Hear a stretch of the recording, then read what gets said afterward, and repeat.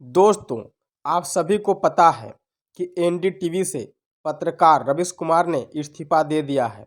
लेकिन उन्होंने इस्तीफा देने के बाद अपने चाहने वाले प्रशंसकों से क्या कहा, उन्होंने अपने करियर के इस मोड़ पर अपना दर्द किस धैर्य के साथ बयां किया, वह अपने पत्रकारिता को आगे जारी रखने के लिए अब क्या करेंगे, उनकी मन में इस समय क्या चल रही है, उनकी आगे की क्या योजना है, क्या वह अन्य टीवी चैनल में काम करेंगे या कुछ और करने का उनका इरादा है। आइए देखते हैं उन्होंने एनडीटीवी से विदाई लेने के बाद क्या कहा। नमस्कार, मैं रवीश कुमार। आपका अंदाज़ा सही है कि क्या कहने जा रहा हूँ, लेकिन गुजारिश है कि जो भी कह रहा हूँ उसे धीरज के साथ सुनिएगा। बेटी विदा होती है तो वह दूर तक पीछे मुड़कर मायके को देखती रहती है। मैं इसी स्थिति में हूँ। अभी मुड़कर देख लेने दीजिए, फिर कभी विस्तार से एनडीटीवी की बात करूँगा। आज की शाम एक ऐसी शाम है जहाँ चिड़िया को उसका घोंसला नज़र नहीं आ रहा, क्योंकि कोई और उसका घोंसला ले गया है। मगर उसके सामने थक जाने तक एक खुला आसमान ज़रूर नज़र आ रहा है। इस बात की सहानुभूति मुझसे ना रखें कि मैं चिट्ठी छांटता था। मैं उनकी तरह नहीं हूँ कि अचानक चाय बेचने की बात करने लग गया। उतर रहा हूँ जहाज़ से, बात कर रहा हूँ चाय बेचने की।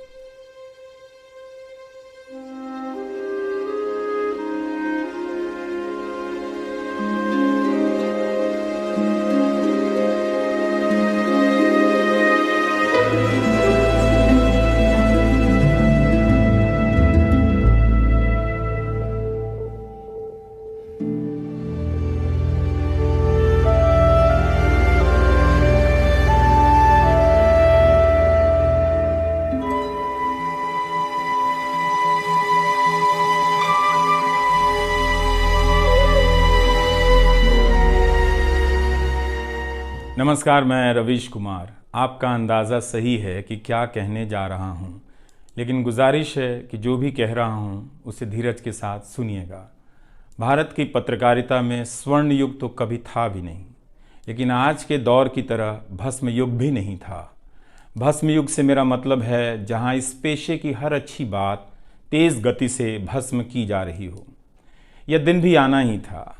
इस देश में अलग अलग नाम वाले अनेक चैनल हो गए हैं, मगर सब हैं तो गोदी मीडिया ही। उसका परिवेश, उसका इकोसिस्टम, पत्रकारिता का और माहौल सब खत्म कर दिया गया है। मगर पत्रकारिता करने और कराने का दावा भी सब कर रहे हैं।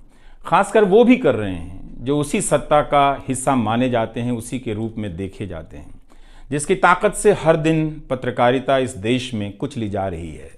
जब वो कहे कि वह उच्च स्तरीय पत्रकारिता करना चाहता है, तब ऐसा दावा करने वालों को ज़रा संदेह की निगाह से देखिए। गोदी मीडिया और सरकार भी पत्रकारिता का अपना मतलब आपके ऊपर थोपना चाहती है। अगर इसका मतलब किसी भी रूप में वही है, तब आप एक बार फिर से झांसे में आने वाले हैं। बेटी विदा होती है तो वह दूर तक पीछे मुड़कर मायके को देखती रहती है। मैं इसी स्थिति में हूँ। अभी मुड़कर देख लेने दीजिए, फिर कभी विस्तार से एनडीटीवी की बात करूँगा। लोगों के बारे में और एनडीटीवी के बारे में, डॉक्टर रॉय, राधिका रॉय के बारे में भी। मैं कई लोगों की प्रतिक्रियाएं पढ़ रहा था। बहुत सी बातें तो मुझे आज ही पता चली। हैरानी हुई कि हर किसी के पास एनडीटीवी का एक अलग ही किस्सा है। वाकई उन 27 वर्षों के बारे में ठहर कर और संभल कर बात करने की ज़रूरत है। एनडीटीवी ने एक चीज़ सिखाई कि टीवी में और टीवी का एक ही मतलब होता है, टीम। एंकरों के स्टार बनाए जाने के बाद यह धारणा टूट गई, मगर आज भी टीवी के बुनियाद में यही है कि जितनी अच्छी टीम होगी उतना अच्छा काम होगा। अभी इस बात को यहीं रहने देता हूँ, कभी किसी और वक्त के लिए, तब जब आप भावुक ना हों, तब जब मैं भावुक ना हूँ कि एनडीटीवी छूट रहा है। आज की शाम एक ऐसी शाम है जहाँ चिड़िया को उसका घोंसला नज़र नहीं आ रहा, क्योंकि कोई और उसका घोंसला ले गया है। मगर उसके सामने थक जाने तक एक खुला आसमान ज़रूर नज़र आ रहा है। तो खैर उसके बाद अनुवादक बना और कई पत्रकारों की रिपोर्ट का अंग्रेजी से हिंदी में अनुवाद करता रहा। इसके बाद मैं रिपोर्टर बन गया और फिर मेरी दैनिक रिपोर्ट की अलग यात्रा शुरू होती है। रवीश की रिपोर्ट से काफ़ी कुछ सीखने को मिला। तो इस तरह से ये एनडीटीवी में ही संभव हुआ कि एक चिट्ठी छांटने वाला इसके एक चैनल का ग्रुप एडिटर समूह संपादक बनता है और आज उसे छोड़ रहा है, इस्तीफा दे रहा है। बहुत बड़ी बड़ी शक्तियाँ पीछे खड़ी हैं इस एक पत्रकार के पीछे। तो स्वाभाविक है कि ये नौबत आनी थी, इसका अंदाज़ा मुझे पहले भी था। लेकिन जिस दिन आता है उस दिन अच्छा तो नहीं लगता है। लेकिन मैं आपसे यह भी कहना चाहता हूँ कि जब भी मेरे बारे में मूल्यांकन करें, इस बात की सहानुभूति मुझसे ना रखें कि मैं चिट्ठी छांटता था। मैं उनकी तरह नहीं हूँ कि अचानक चाय बेचने की बात करने लग गया।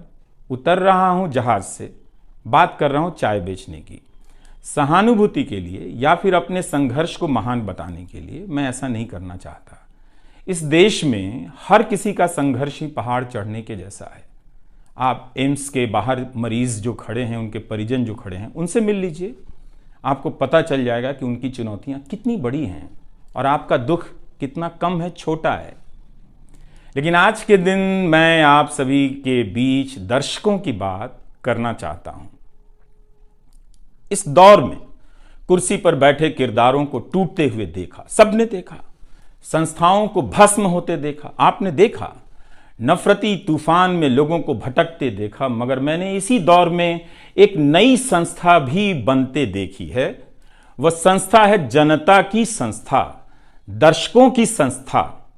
दर्शक ही अपने आप में इंस्टीट्यूशन बन जाते हैं। आप दर्शकों की संख्या भले कम है, मगर आप दर्शकों ने मिलकर जर्जर किए जा रहे इस लोकतंत्र में जनता नाम की संस्था का पौधा सूखने से बचा लिया। एनडीटीवी में मुझे जब भी अवसर मिला मैंने जान लगा दी। मैंने कभी उन अवसरों को अपने लिए नहीं देखा, बल्कि यही सोचा कि ये अवसर मुझे आप दर्शकों के लिए मिला है, इसलिए उन सभी अवसरों को आप दर्शकों की कहानियों से भरता चला गया और मैं आप दर्शकों का होता चला गया। आपका दावा मुझ पर बहुत बड़ा है, मैं जानता हूँ। मेरे आगे दुनिया बदलती रही, मगर टेस्ट मैच के खिलाड़ी की तरह पिच पर टिका रहा। पर अब किसी ने मैच ही ख़त्म कर दिया है, उसे T20 में बदल दिया है। जनता को चवन्नी समझने वाले जगत सेठ हर देश में हैं, इस देश में भी हैं।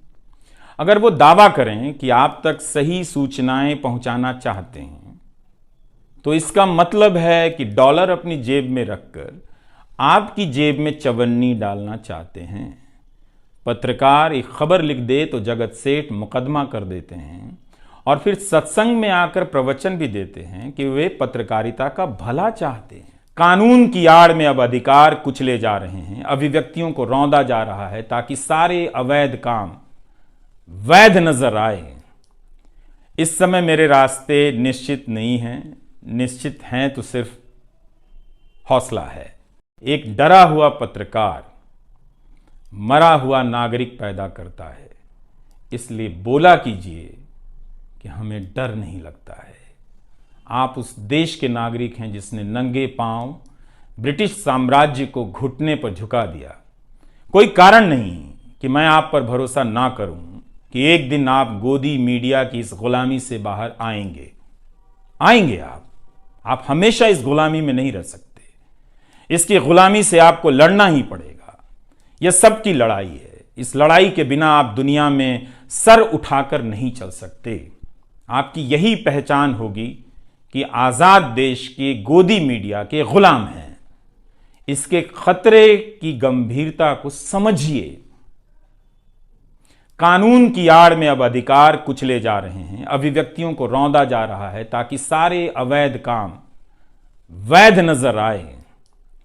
इस समय मेरे रास्ते निश्चित नहीं हैं, निश्चित हैं तो सिर्फ हौसला है। उसका भी क्या भरोसा, कभी आसमान में होता है, कभी पाताल में। एक YouTube चैनल बनाया है रवीश कुमार ऑफिशियल और फेसबुक पेज भी है रवीश का पेज। इसे सब्सक्राइब कीजिएगा। अब मैं YouTube पर ही नज़र आऊँगा, एनडीटीवी इंडिया पर नहीं। किसी संस्था के साथ मर्यादाएं बहुत अलग होती हैं, फ्रीलांस और आज़ाद जीवन की अलग। लेकिन इस बार परिवार के साथ थोड़ा वक्त बिताना चाहता हूँ, जीना चाहता हूँ। मैंने इस्तीफ़ा दे दिया है। नमस्कार, मैं रवीश कुमार अब आपको उस चैनल पर सुनाई नहीं देगा। नमस्कार, मैं रवीश कुमार।